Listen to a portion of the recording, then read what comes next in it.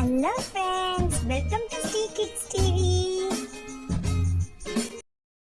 தமிழ் கதைகள். சிங்கமும் 4 எருதும். நீதி ஒற்றுமையே பலம். ஒரு அடர்ந்த காட்டுக்குள்ள ஒரு சிங்கராஜா இருந்தாராம். அவருக்கு ரொம்ப பசி எடுக்கவும் ஆத்தங்கரை பக்கமா நடந்து போய் யார வேட்டையாடலான்னு பார்த்துட்டு இருந்தாராம்.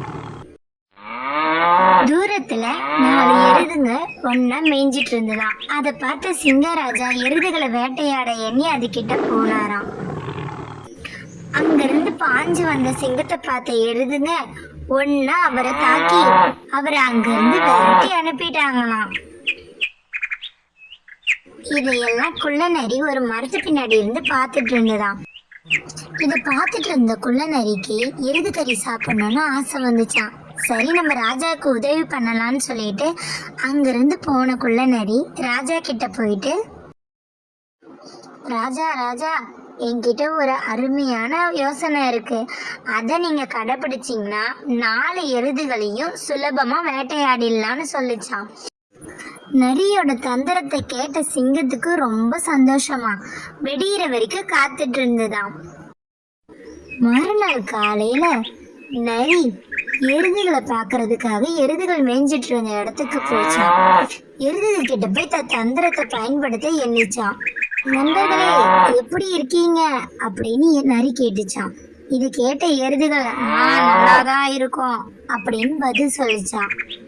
தந்திரமா எல்லாரையும் பார்த்த நரி, எருதுகளே, நீங்க எல்லாம் ஒரே இடத்துல மேயும் போது உங்களுக்கு புட்கள் கம்மியா தானே கிடைக்குது.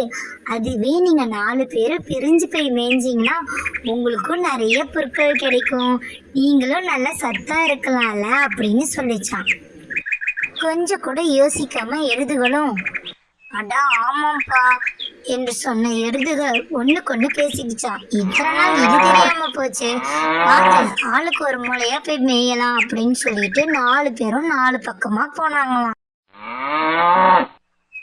பார்த்த நரி ரொம்ப சந்தோஷப்பட்டுச்சான். சிங்கத்துக்கிட்ட போன நரி, ராஜா ராஜா என் தந்திரம் பலித்து விட்டது. 4 எருதுகளும் 4 மூளைக்கு சென்று விட்டது என்று சொல்லி நடந்ததை கூறியதாம்.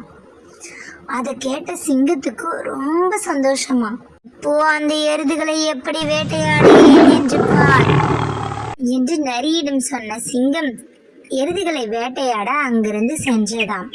தூரத்தில் 4 எருதுகளும் தனித்தனியாக மேய்ந்து கொண்டு இருந்ததை பார்த்த சிங்கம் ஒன்றொன்றாக சென்று அதன் பின்னே மறைந்து நின்று ஒன்றொன்றாக வேட்டையாடி கொண்டு புசித்ததாம். 4 எருதுகளையும் வேட்டையாடி உண்ட பிறகு சிங்கம் சந்தோஷமாக போய் தன் குகையில் படுத்து உறங்கியதாம்.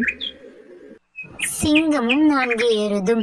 இந்த கதையில நம்ம தெரிஞ்சுக்கிறது என்னன்னா, எருதுகள் ஒற்றுமையா இருக்கும்போது சிங்கத்தால எருதுகளை ஒன்றும் பண்ண முடியல.